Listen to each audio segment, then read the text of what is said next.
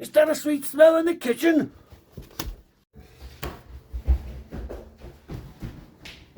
Hello! Welcome back to Sweet Smell in the Kitchen. So what am I doing today? Well, what I'm going to do today is I'm going to do you a surf and turf, one of my favorites. I'll show you the ingredients in a moment, but what I'm going to show you, what I'm going to do with it, I'm going to cook it with the much maligned, much frowned upon George Foreman. Yes, I know, the scourge of all chefs, commonly known to be the staple of white trash. So I'm fine there. What I would recommend, these are brilliant. I love them. I use them. I use this thing every day. This thing has been so good to me. Find one that has a temperature gauge. And find one that has plates that just pop off. Boom. Makes life a whole lot easier. I have another one here which I'm going to be using to speed the process up. But they're fantastic. Highly recommended. And I buy these secondhand. Goodwill, secondhand shops. I get them for $10. So you're not spending a fortune. So what are we going to do today? We're going to do surf and turf. I'm going to show you what we've got here. So what we're doing today is swordfish. Yes, beautiful swordfish. Nice piece of minute steak, sirloin minute steak. Our other ingredients are going to be slice of lemon, buttered squash, some onions, some sliced potatoes, the last of the basil and tomato from the garden, and that's pretty much it. We're going to use this really good cooking glaze later on. Dill, of course, they were out of fresh dill at the store, so don't hang me. Okay, I tried. Here is our Georges that we're going to be using. I've got a hot plate here which I'm going to heat up so things can be transferred over, and nothing wrong with a tin of peas and carrots. Okay, so that's what we're going to be using. Let's get cooking. Alright, you sweet smellers, here's what's going on. We've essentially started the potatoes and onions because they actually take the longest time.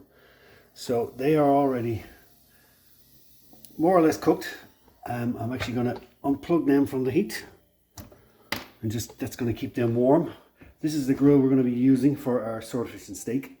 I've got the hot plate already heated up and warmed, so that'll be keeping our stuff. And we just have our peas and carrots all ready to go. So we're going to start the process.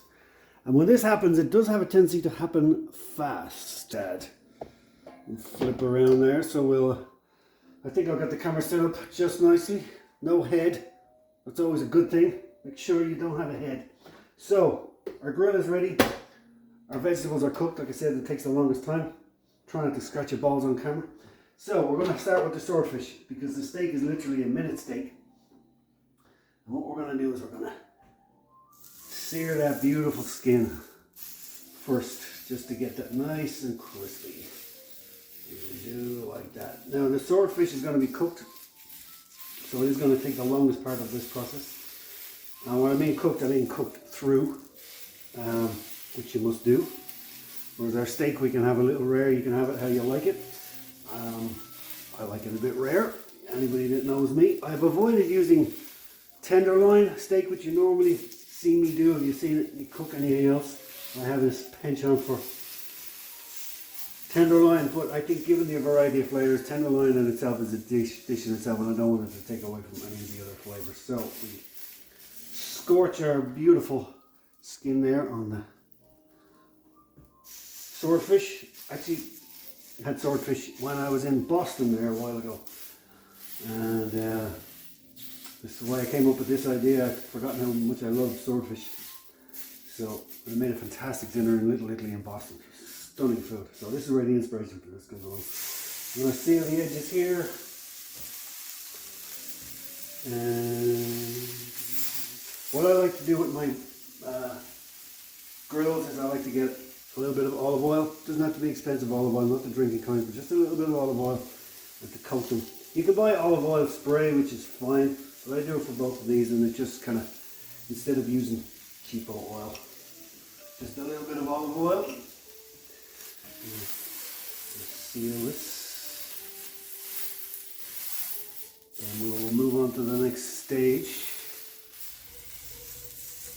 This is going to happen quick. This is probably going to take 5 minutes to do all the rest of this. So you kind of have to be ready, have your plates heated and all that. Never serve food on a cold plate. It is just criminal.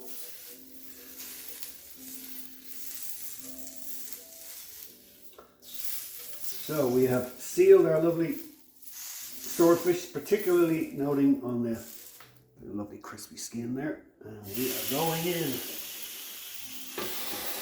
Now then, any good chef these days will always have thermometer. Let's not poison everybody.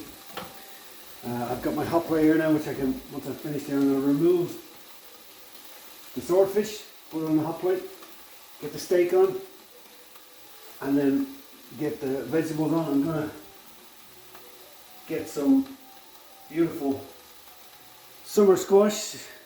Summer's not quite gone. And then we will have our tomatoes and basil, and eagle-eyed viewers will notice I also have a slice of mozzarella in there. And we'll see what happens with that here in a moment. So we've cooked our swordfish to an internal temperature of 150. Nice crispy edge on that. The plate will keep it hot. We're going to put our steak on. Seasoned already with your usual salt and pepper.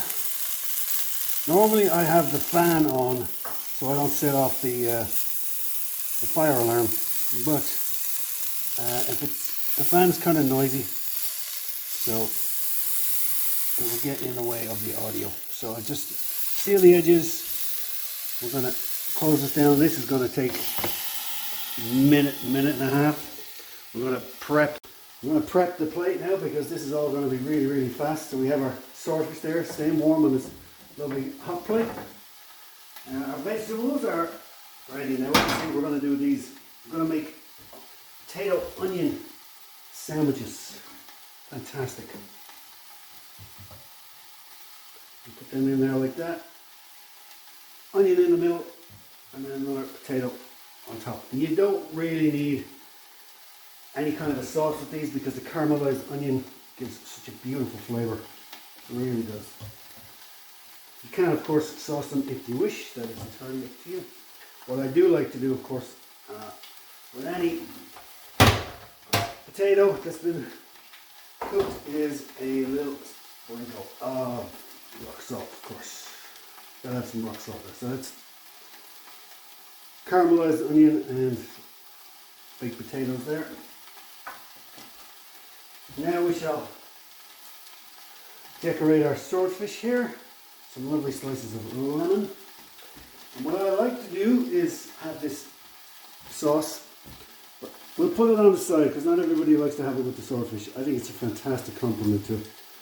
But you can have it on the side, but me personally I like to just keep just a little, that's all. Beautiful. Soy, ginger, garlic really goes well.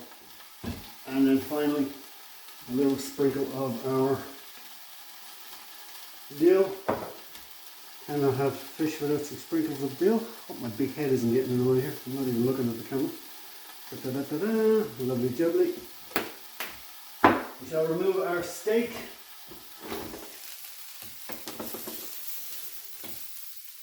Quick temperature check. Perfect. 140, medium to medium rare. Put that over there on the side. I'm going to add these, just oil up the pan a little quickly. I'm going to throw on our tomatoes and basil. It's going to take moments, make them kind of almost like a pulp. Beautiful smell. As you can see, we have our summer squash here again. Lovely. This takes seconds to cook. I love the grill marks you get off this thing. Yeah, you can see that is almost done. I'm literally going to close this for about 30 seconds. We're going to dress up our steak with the lovely slice of mozzarella. And this thing, which is balsamic vinegar and olive oil. Really high quality stuff. I was given this as a gift. Fantastic stuff. Really good. Let's get it. The presentation is of course part of the deal. Clean our plate.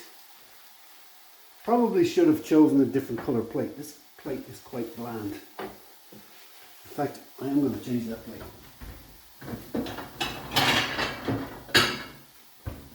It'll warm up quickly on the hot plate, so I'm not too worried about that.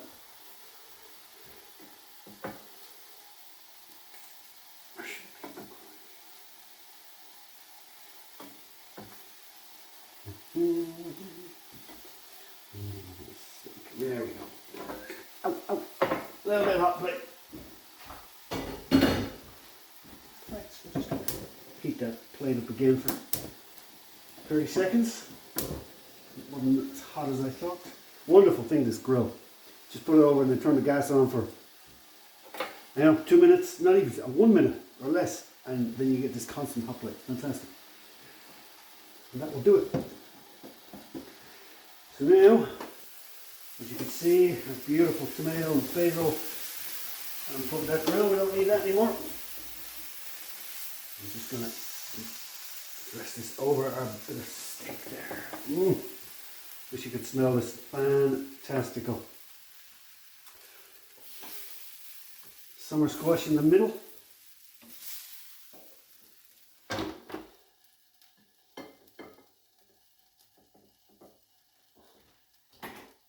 A little drizzle of this wonderful, really small. It kind of comes out quick, so I have to be sort of careful. So what you're essentially having is a caprese salad minute steak. Put these in there and just a nice little bit of colour in the middle. Peas and carrots and summer squash. And that, my friends, is really quick. Surf and turf done on the much maligned George Foreman. How's that for you guys? Beautiful potato onion cakes, caramelized onion, summer squash, minute steak with basil, tomato, mozzarella and balsamic olive oil. Beautiful swordfish with the ginger soy sauce and sliced lemons. If you don't mind, I'm going to sit down and eat this.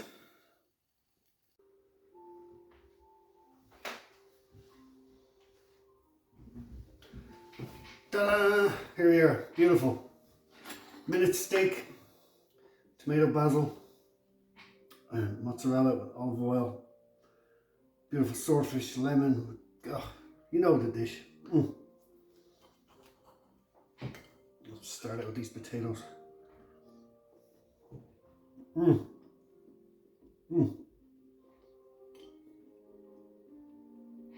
Alright, and this steak.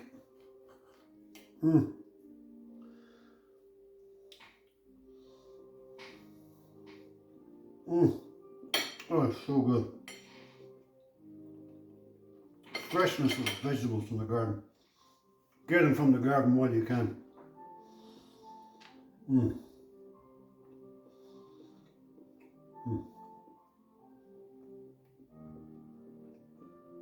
Well, hope you enjoyed the video. Hope make you hungry.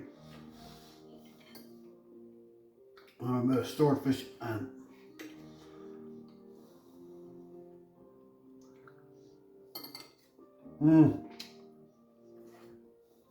now that is a surf and turf.